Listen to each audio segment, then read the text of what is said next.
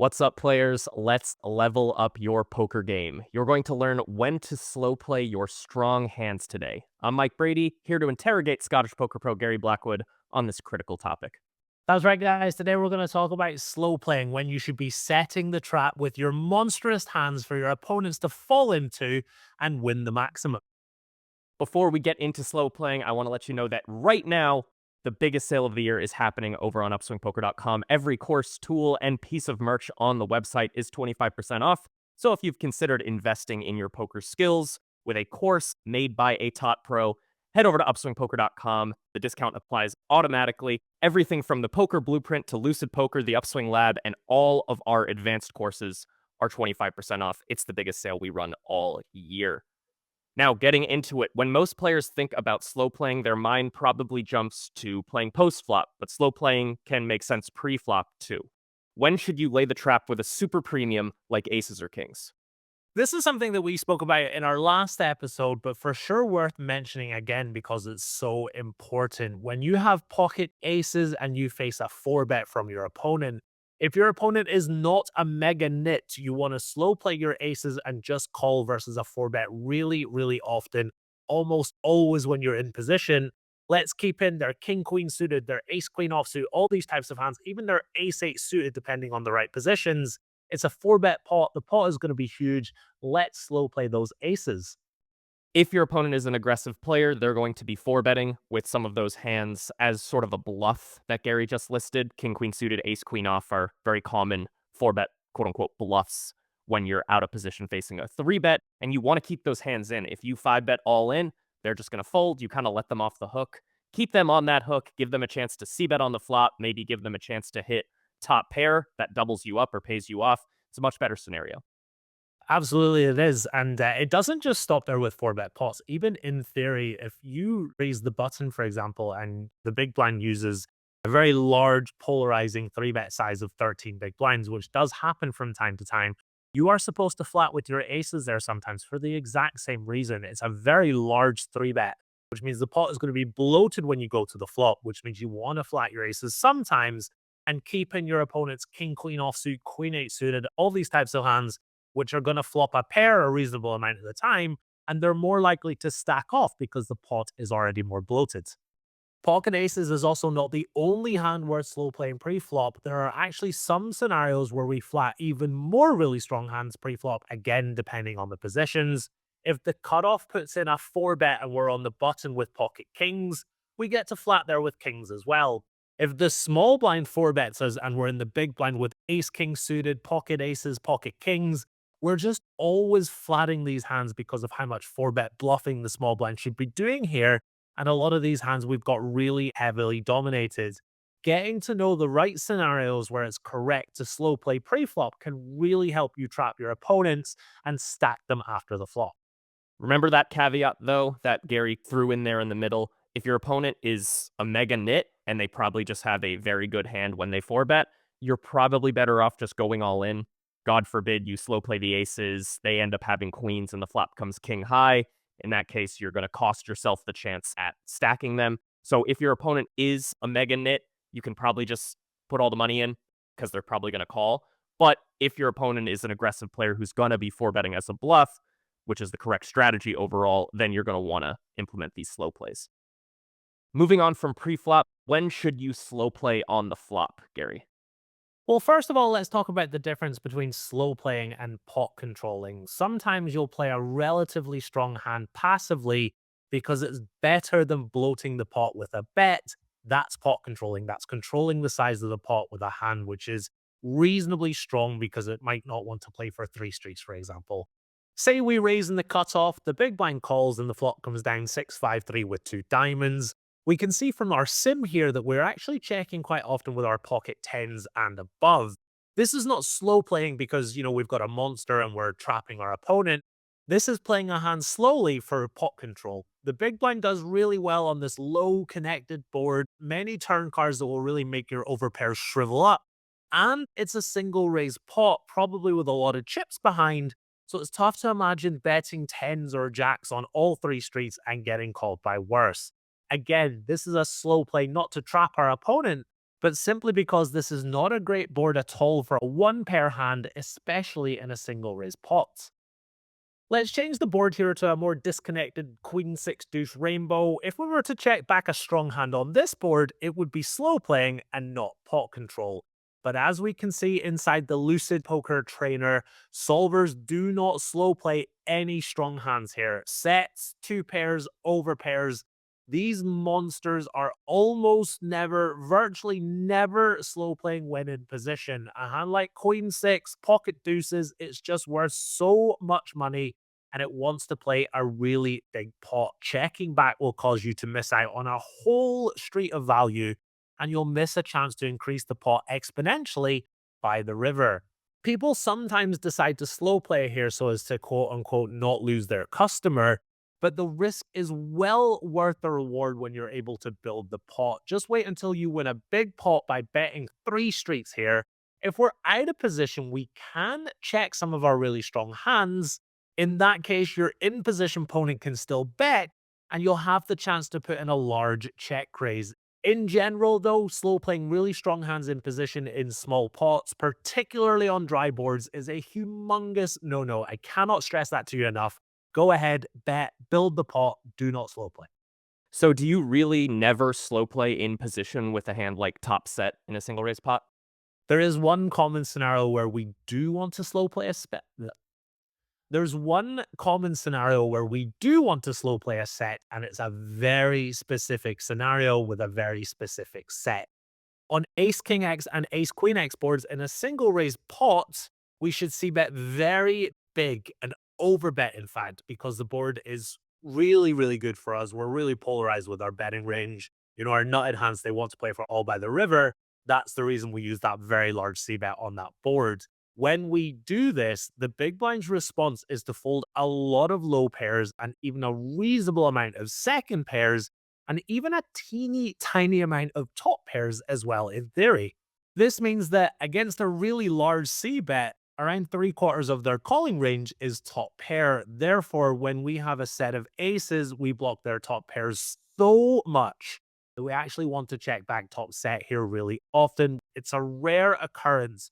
But if we really think about the ranges and what can call versus our big bet, it actually makes a lot of sense. Now, if we were to have a 75% bet size here, our aces will still bet really often. It's only when we're overbetting on the flop and we've got top set and we block so many of our opponent's continues that we throw in this check. We've spoken a lot about slow playing in position so far. Let's look at the other side of it. When you're out of position as the pre-flop caller, you should fast play much more often in general for a number of reasons. When we're the player in the big blind facing a c-bet, we fast play much more often. Looking again at our Queen 6 deuce rainbow, for example, the big blind's pocket deuces, pocket sixes, Queen 6, Queen deuce, virtually always check raising. It's a single raise pot. The pot is tiny and we're out of position, which means that if we just call with pocket deuces, it is a disaster if the turn goes check, check. That is another street where there's just no money going in. And the strength of our hand in relation to the size of the pot is just unacceptable. It might be tempting to just call here with your pocket sixes and let your opponent bluff or catch up. But here's the problem. It is virtually impossible to stack your opponent if we just call here. Their medium strength hands like pocket jacks and queen 8, they're going to see bet on the flop and then just check back on the turn. So let's fast play out of position on the flop, bloat the pot, get maximum value with your monsters. If we look at this spot in the Lucid Poker Trainer, we can verify what Gary is saying about that problem, where they're often going to check back the turn. If we just call the flop on a Queen 6-2 flop and the turn is, let's say, the 7 of hearts, we check to our opponent again. The in-position player is supposed to check back the turn 62% of the time here. They're only going to put in a bet about 38% of the time, and they're checking back with hands as strong as Queen 10 for top pair with a medium kicker. They're checking back pocket jacks. They're checking back a ton of bluffs. Yeah, there are a handful of hands that are continuing to bluff that maybe picked up a draw. But for the most part, we're going to face a check on the turn after they've had their C-bet called on the flop. And that is a disaster when you have a set or two pair. So don't make that mistake. Don't get yourself in this spot. Just fast play on the flop, and you're going to make a lot more money. One last thing I want to talk about, and this is really important, is you got to really appreciate the wideness of your opponent's range. And that's something even really quite experienced players struggle with. If we check raise the flop here with pocket deuces, it's not like we just get called by king, queen, and ace, queen, and pocket jacks and things like that. Our opponent is going to see bet on the flop and then float us so wide with hands like king, jack, king 10 with a backdoor flush draw, 8-7 with a backdoor flush draw, gut shots, ace highs, the list goes on. So it's not like we're just check raising and getting called by top pair. If we really appreciate the wideness of our opponent's range here, it becomes even more appealable to fast play your bottom set because you're getting called by so many hands like ace high and king high, etc. We definitely want a fast player. If you play low stakes live, you might be thinking, well, my opponents won't float on the flop versus check raise with ace high or king high, and that very well may be true. But all that means is your bluffs when you check raise are going to overperform. They're going to over realize their equity. So as long as you still have that well built check raising range that includes these strong hands balanced by bluffs, which includes gut shots and backdoor draws, you're going to be printing money in this spot. You kind of can't go wrong. They're either going to defend the proper range and you're going to get great value with your strong hands, or they're going to play too tight and you're going to print money with your bluffs. That's the power of playing a balanced strategy. So that's the rule, but let's talk about the exception. When should you lean towards slow playing from the big blind with a flopped monster? Such spots are not that common, but they do still exist, and it's all to do with the bet size that our opponent chooses. If they bet smaller, one third or half pot, we basically always raise our sets in our really strong hands that we've spoken about. But if our opponent bets bigger, say 75% pots, we start to just call with some of those really strong hands. Let's look at 9-6-3 with two diamonds. Again, cutoff versus big blind single raise pot. As the big blind, our pocket sixes and our pocket nines actually check call the flop here, slow playing sometimes versus the bigger bet size. But our bottom set of three should raise every time. And that's because they don't block flop pairs that will call versus our check raise. We can look at the example that we saw earlier on the ace king 6 rainbow flop. This flop is very good for our opponent, so the solver prefers to overbet in their shoes. If our opponent is using that solver approved big bet size, we should react with a simple defensive strategy of rarely raising the flop. In theory, we see our pocket sixes, our ace 6, our king 6 not raising that often, and we can actually see our range only raising 2% of the time here. And that's because our opponent has used that large bet. I personally actually simplify my strategy in this spot and just don't play any check raises. It's just difficult to find the bluffs along with that rare pocket sixes that elect to raise. And it's also a board that your opponent has overbet the flop on. So it's likely they're going to barrel off. So it's nice for us to have a hand like a set of sixes, which can call down. It's kind of cool to see the gradual effect in the solver. We always raise versus a 33% C bet and then raise a middling amount versus a larger C bet and then never raise versus that overbet size. It's kind of cool to see the sliding scale.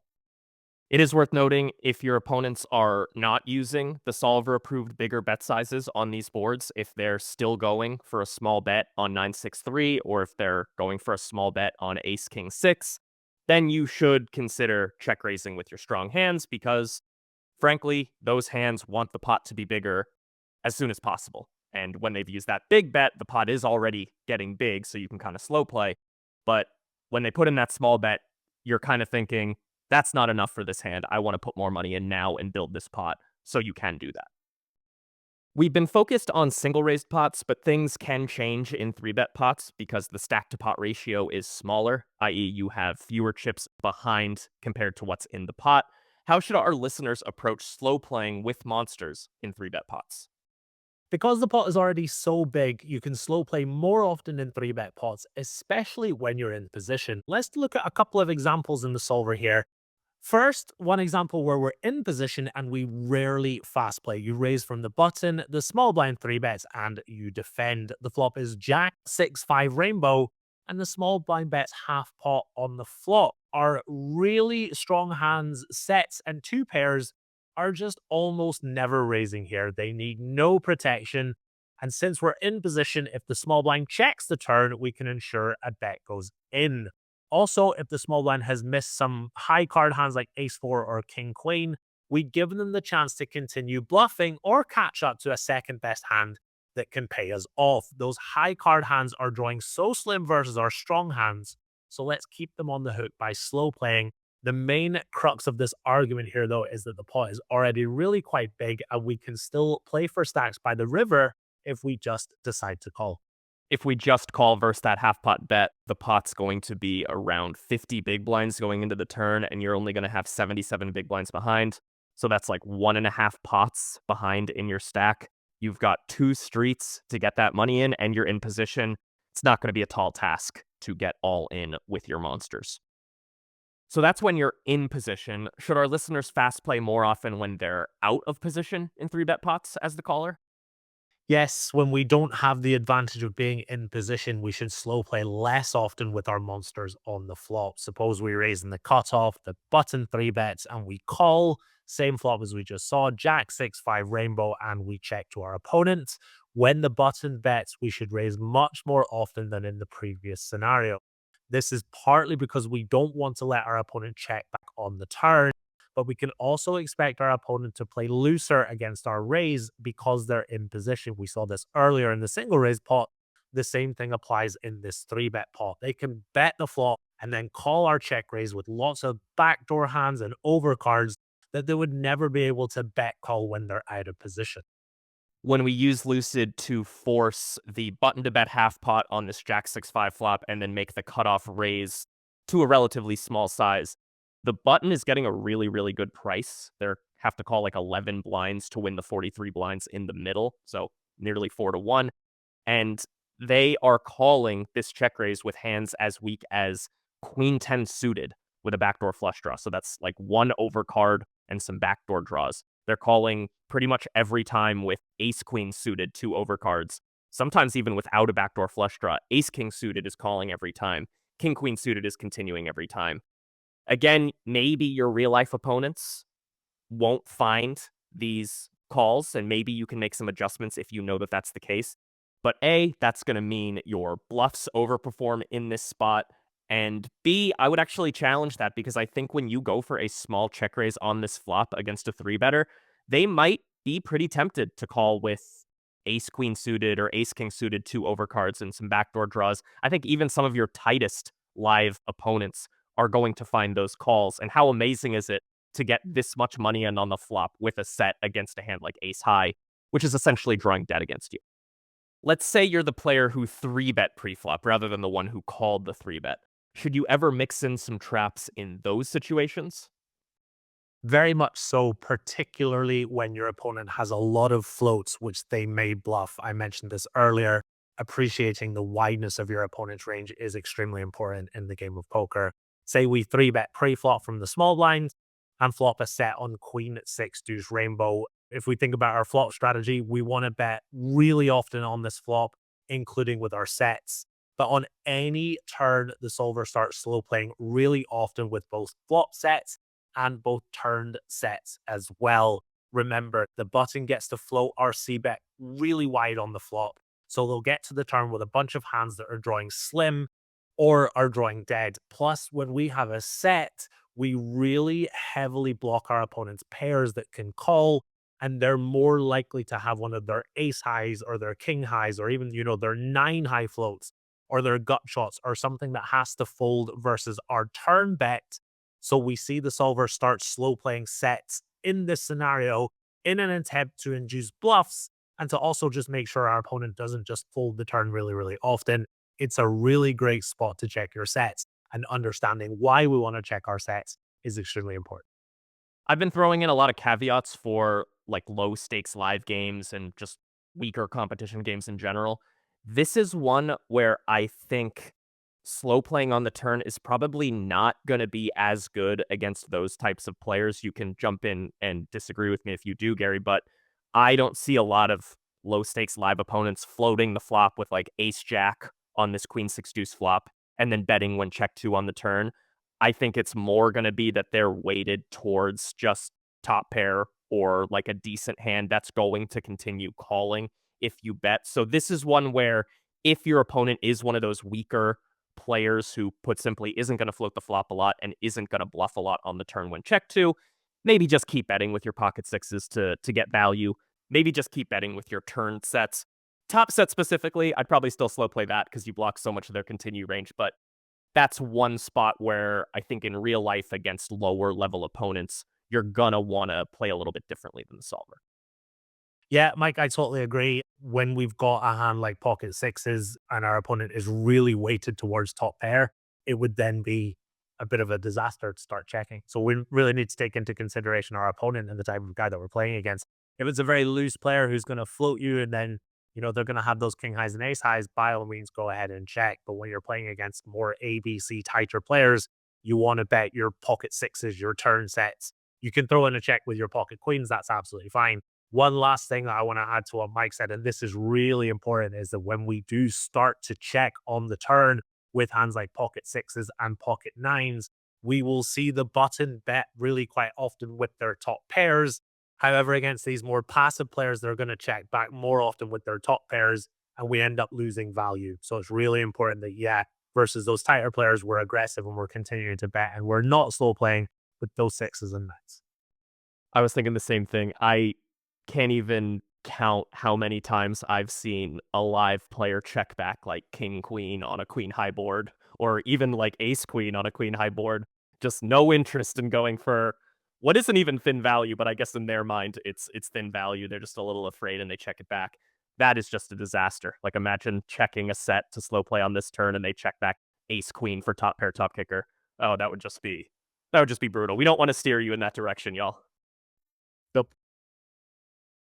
That's all we've got for you today. As a friendly reminder, the once per year site-wide Black Friday sale is happening over on Upswing Poker right now through next week. Go over to upswingpoker.com, get 25% off anything you want on the site, and that includes the Upswing Lab and the Lucid Poker Trainer that we used extensively throughout this episode. I've got a special episode about pot odds coming to you next week. I'll see you then.